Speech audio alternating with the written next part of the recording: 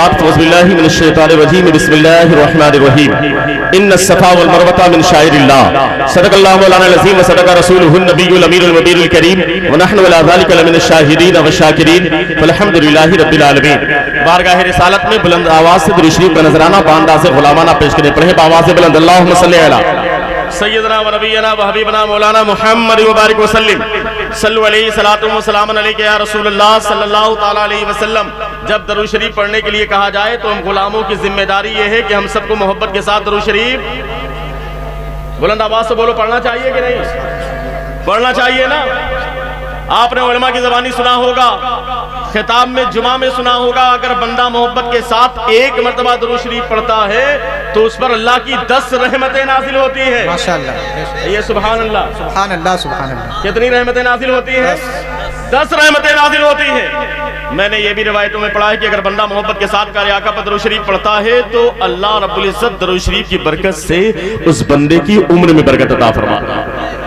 اور بلند آواز سے کہہ دیجئے سبحان اللہ. یار جن کے آستانے کے قریب آپ آئے ہوئے ہیں, حضور رفیق الاولیاء حضرت الحاج شیخ صوفی رفیق شاہ وارسی علیہ رحمہ, جن کے سالانہ عرس پاک کی یہ پہلی محفل ہے, اور حضرت علامہ سید مصباح الدین اشرف صاحب قبلہ کی سرپرستی میں الحمدللہ بہت ہی کامیاب محفل ہے ماشاءاللہ. اور کامیاب کیوں نہ ہو, اس لیے کہ جب تک شمع جلتی رہے گی پروانے یوں ہی موجود رہیں گے, ہے کہ نہیں؟ رہیں گے کہ چلے جائیں گے آپ لوگ؟ ذرا ہاتھوں کو اٹھا کے بتائیں, رہیں گے نا انشاءاللہ. اب ایک شعر سن لیں. یہاں آنے کے بعد یہاں تو پہلے 1 سال پہلے جنگل تھا. کیا تھا بھائی؟ بالکل جنگل. یہاں جہاں اسٹیج بنا ہے یہاں پر اتنا بڑا گڈھا تھا کہ پورا آدمی اندر چلا جائے. اگر یہ سچ بات ہے تو آس پاس کے جو علاقے کے لوگ ہیں, اشرف آباد بنجریا کے جو آس پاس کے لوگ ہیں, بولے تو کہ صحیح کہہ رہا ہوں کہ نہیں؟ اتنا بڑا یہاں پہ گڈھا تھا کہ پورا آدمی اندر چلا جائے ابھی 2 دن پہلے تک. اور یہ جو رونقیں, یہ خوبصورتی, یہ ساری چیزیں نظر آ رہی, کیا یہ پہلے تھی؟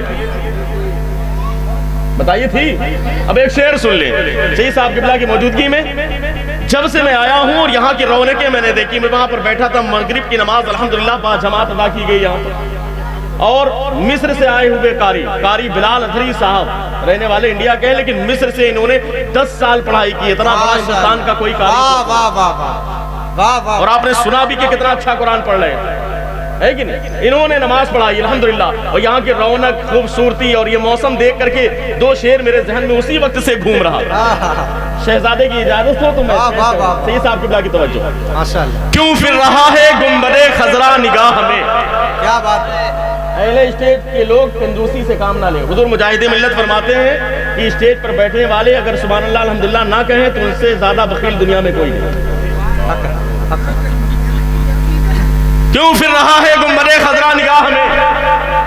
اگر آپ کو بھی ایسا لگ رہا ہے, جو لوگ ہمارے ممبئی سے خاص طور سے اس سلسلے سے منسلک لوگ آئے ہوئے ہیں, اگر آپ کو بھی ایسا لگ رہا ہے یہاں آنے کے بعد یہاں کی خوبصورتی, یہاں کی سجاوٹ, یہاں کی زیبائش, آرائش اور یہ تمام چیزوں کو دیکھنے کے بعد اگر آپ کو بھی لگ رہا ہے تو میرا ساتھ دیجیے گا. کیوں پھر رہا ہے گنبد خضرا نگاہ میں, کیوں پھر رہا ہے گنبد خضرا نگاہ میں. ایک عاشق نبی کا ہے کل خان کا ہمیں, نبی کا ہے کل خان کا ہمیں. کیوں پھر رہا ہے گنبد خضرا نگاہ میں, کیوں پھر رہا ہے گنبد خضرا نگاہ میں. ایک عاشق نبی کا ہے کل خان کا ہمیں. اور مظہر قسم خدا کی یہ مرشد کا فیض ہے, جو ربانیوں کی دھوم ہے ہر کارگاہ میں. یہ شعر انہوں نے پڑھا لیکن تھوڑی سی ترمیم کے ساتھ میں شعر کو پیش کر دوں. کیوں پھر رہا ہے گنبد خضرا نگاہ میں, ایک عاشق نبی کا ہے کل خان کا ہمیں. اور بے شک قسم خدا کی یہ مرشد کا فیض ہے, بے شک قسم خدا کی یہ مرشد کا فیض ہے, جو وارثیوں کی دھوم ہے ہر کارگاہ. نعرہ تکبیر, نعرہ رسالت. بے شک یہ مرشد کا فیض ہے. جو مرید ہیں وہ اپنے پیر کو ذہن میں رکھے, جو جس کا مرید ہو, حضرت کا مرید ہے تو حضرت کو ذہن میں رکھیے. آپ رفیق شاہ وارسی کے مرید ہیں تو ان کو ذہن میں رکھے. جو وارسی ہو, اشرفی ہو تو مخدوم اشرف جہانگیر سمنانی کو اپنے ذہن میں رکھے. اگر اعلیٰ حضرت کے چاہنے والے ہیں تو اعلیٰ حضرت کو اپنے ذہن میں رکھے. حضور تاج الشریعہ کے چاہنے والے ہیں تو ان کو اپنے ذہن میں رکھے. جو جس کا مرید ہے وہ اپنے ذہن میں رکھتے ہوئے یہ سوچے کیوں پھر رہا ہے گنبد خضرا نگاہ میں, ایک عاشق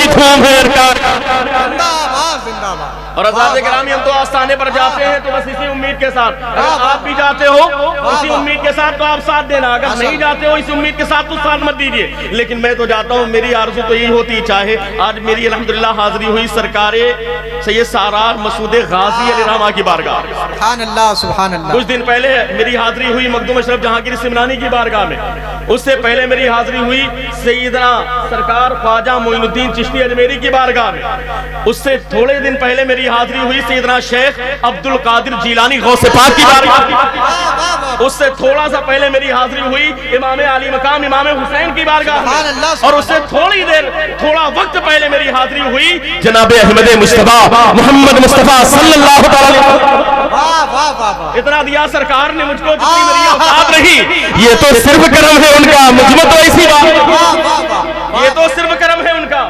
مجھ میں تو ایسی بات رہی. اب تمام آستانوں کو اپنے ذہن میں رکھیں.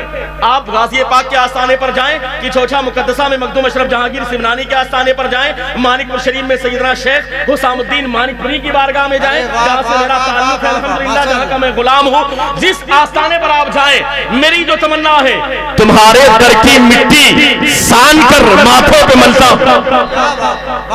وہ نسبت والے ہیں اس شعر پر خاموش نہ رہے. فاروق بھائی, جتنے بھی ہمارے ممبئی کے آئے ہوئے مہمان ہیں ان سے خصوصی توجہ, اور آپ تمامی حضرات تمہارے در کی مٹی سان کر, آٹا نہیں سانتے ہیں, گونتے ہیں نا بھئی, آٹا گون کر کے جیسے روٹی بناتے, تمہارے در کی مٹی سان کر ماتھے پہ ملتا ہوں. کیوں ملتا ہوں, اس کا فائدہ کیا ہوتا ہے؟ تمام آستانوں کو اپنے ذہن میں رکھیں اور شعر کو سنیں. تمہارے در کی مٹی سان کر ماتھے پہ ملتا ہوں, مرمت کر رہا ہوں ان دنوں پھوٹے مقدر. مرمت کر رہا ہوں, مرمت کر رہا ہوں ان دنوں پھوٹے مقدر کی. تمہارے در کی مٹی سان کر ماتھے پہ ملتا ہوں, مرمت کر رہا ہوں ان دنوں پھوٹے مقدر کی, مرمت کر رہا ہوں ان دنوں پھوٹے مقدر کی. حضرات گرامی, بہت اچھے اچھے شعر آپ نے سنے, اور بس دو شعر میں بھی ترنم میں پڑھ دوں. سید صاحب قبلہ کی موجودگی ہے ایک کربلا والوں کے تعلق سے, اور ہمارا انداز یہ ہونا چاہیے. حضرات گرامی, آج تو ہمارا ماحول یہ ہے کہ ہماری صبح ہوتی ہے تو ہم سب سے پہلے موبائل, صبح ہوئی جس قوم کی شروعات صبح قرآن پاک سے ہوتی تھی, آج اس قوم کی شروعات صبح فیس بک اور واٹس ایپ سے ہوتی. یہ ایک حقیقت ہے, اور آج ہم پستی کا شکار ہیں. ہم شکایتیں کرتے ہیں, ہم دعائیں کرتے ہیں, دعائیں قبول نہیں ہوتی, آج پستی کا شکار ہے, آج ذلت ہمارا مقدر بن گئی. اس کی وجہ جانتے ہیں کیا؟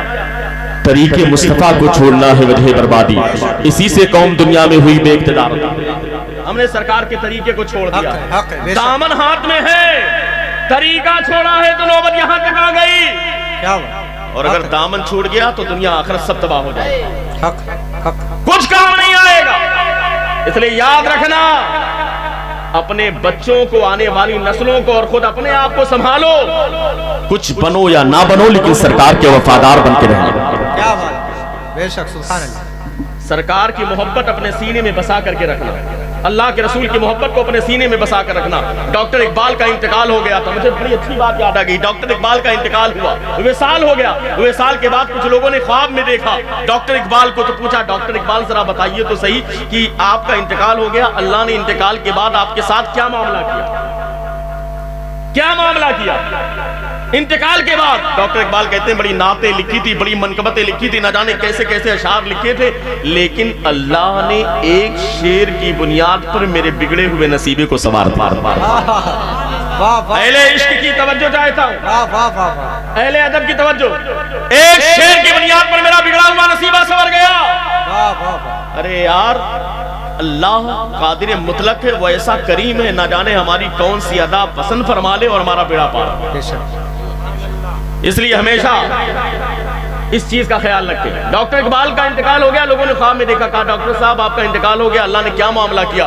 ڈاکٹر اقبال کہتے ہیں میرے ایک شعر کی بنیاد پر اللہ نے میرے بگڑے ہوئے نصیبے کو سنوار دیا, میری مغفرت فرما دیا, میرے گناہوں کو معاف فرما دیا, میری تقدیر سنور گئی.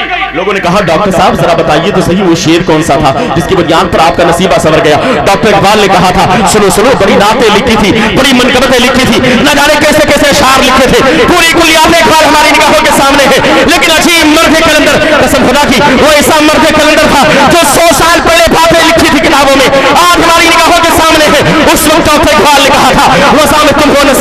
ختم ہنود یہ مسلمان ہے جنہیں دیکھ کے شرمائی ہو مسجد